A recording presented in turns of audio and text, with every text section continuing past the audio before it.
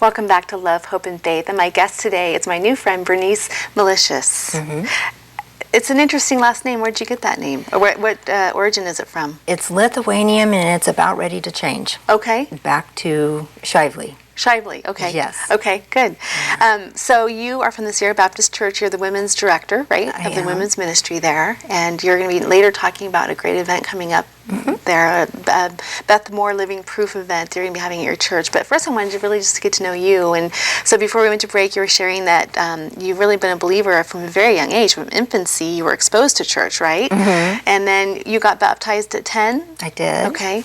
And so I always like to ask my guests, when did Jesus become real for you? Because many times if you're raised in the church, you just kind of go, you're going and you love Jesus and all that. You know, Jesus loves me, this I know. You know, as you said, from the Bible tells me so. But, you know, was there a moment, Bernice, that Jesus became your personal Savior, where you recognized Him in that way? Yes. My parents divorced when I was 11, and so I drifted away from church and, you know, being a teenager and making wrong choices and putting yourself in wrong situations. And I knew He was always there, and He always protected me, always protected me, but I didn't choose to go to Him. And so it was in my 20s, I was 18 when I got married at 17, and then I had my first child a year later at 18. So when I had my 2 girls, I moved into a home that was right across the street from a church. And so I used to take my girls over to church and drop them off and come back home because I wanted them to experience Jesus and experience that, but I wasn't ready. Yes. But little known to me, their Sunday school teacher prayed for me every day. Then I dropped those kids off. Amen. And in a month, Mom no longer dropped the kids off. She stayed. And so I connected again with somebody that I had drifted away from a while, and that was Jesus. And what was that like? What was that reunion like? Do you remember, between you and the Lord?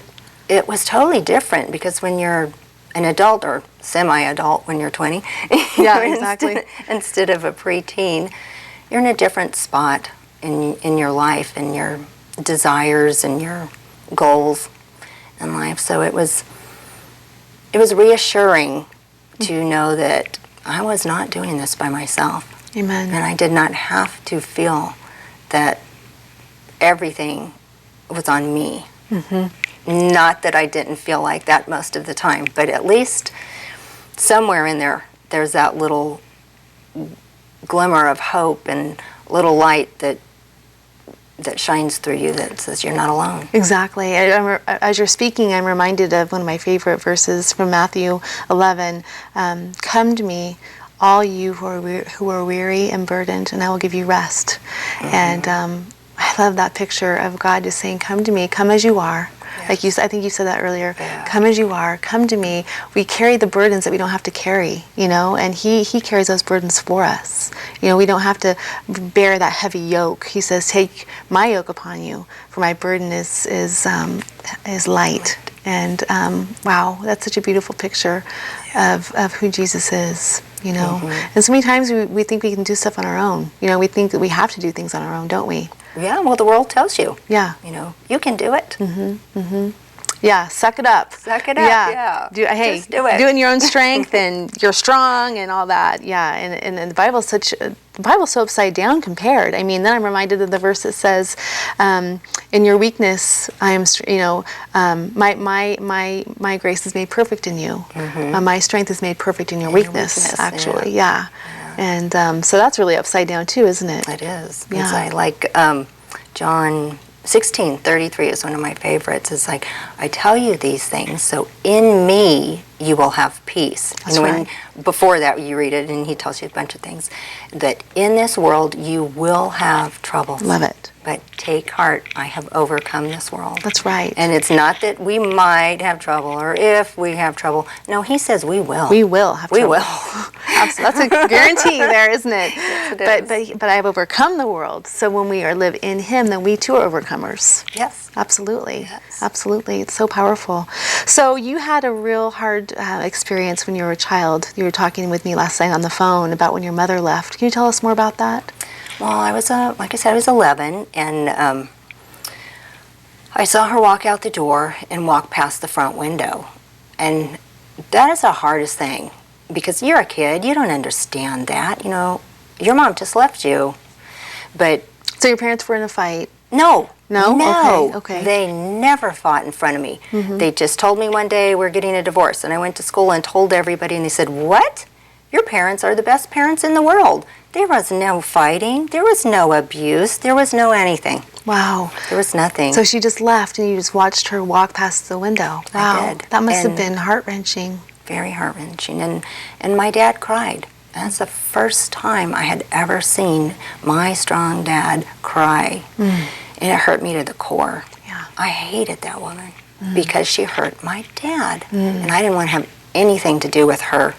She tried, my dad tried, "Honey, that's your mom. You should go see her. You need to talk to her. You need your mom." "No, I don't."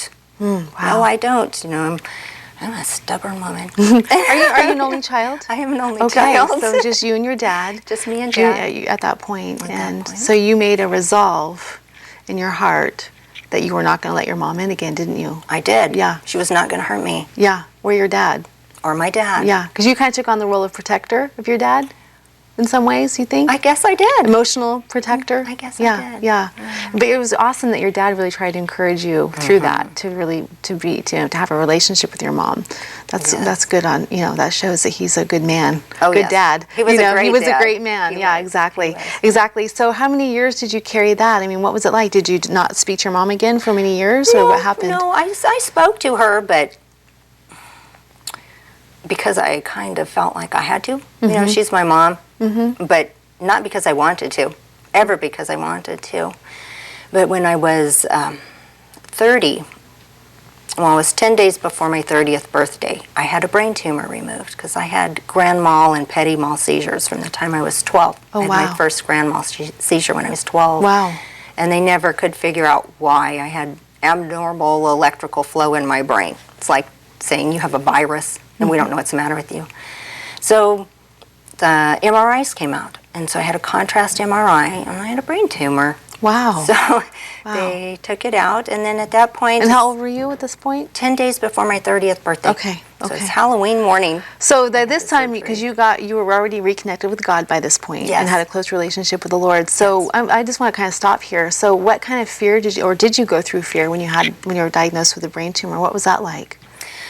I did have fear because I had two small children. I mean, they were still in elementary school. They were older, but in elementary school still. And the fear of leaving, Yeah. the fear about the people that you were going to leave. Not the fear for me, but the fear for them. Right. Okay. And, you know, what's going to happen? What if? And the night before the surgery, I just gave it to the Lord, and I said, you know, Lord, I know I'm going to be okay. No matter what happens tomorrow, I am going to be okay. But will you please take care of the people that I leave behind? And I had the best night's sleep that I had had in months at that point. My husband didn't sleep at all, but I did because I knew it was going to be okay. You had that peace that passes understanding. I did. That Yes, totally I did. doesn't make sense. Yes. The peace of God. Yes. Yeah. Yeah. And then after that point, then I started to build the relationship, the friendship with my mom again, and learn to accept her craziness as she is and know that her criticisms of me are not out of lack of love. The woman loves me. Yeah. Always has loved me. Yeah. I can't make choices for anybody else. I can only make choices for me. So what am I going to do with this? One of these days, I'm not going to have my mom anymore. So over time, we built a wonderful friendship and a great relationship. Not saying that I don't still once in a while get a little twinge of a resentment. Right. No, I'm human. Right. I'm right, human right. and I'm flawed, and it's going to happen. But it's only for a second, and then you get the thankfulness of all the things that have happened because of that. Exactly, exactly. I love that. It's exactly. I mean, Romans 8:28, for we know that in all things God works together for the good for those who love him and are called according to his purpose. And so when you can really look at life from that perspective, that just like you just said, the good that has come out of that, the blessings that have come out of that, it's really powerful. Yes. How God can turn things into good, Did you and your mom talk about that incident? Did you guys talk about that day that she left? Oh yes, yes. We have many times, and she's cried, and we've held each other, and Yeah.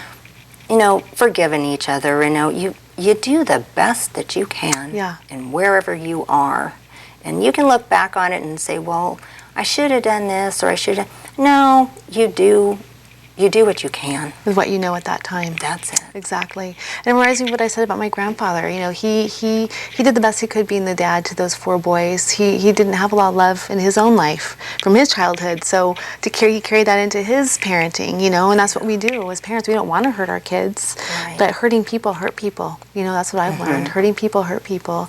And I've discovered, and I know you have too, Bernice, that only Jesus can not replace, but only Jesus can fill that emptiness that can be caused by our parents or their hurts. You know what I'm saying? Yes. Only Jesus can fill that void or that pain or that emptiness.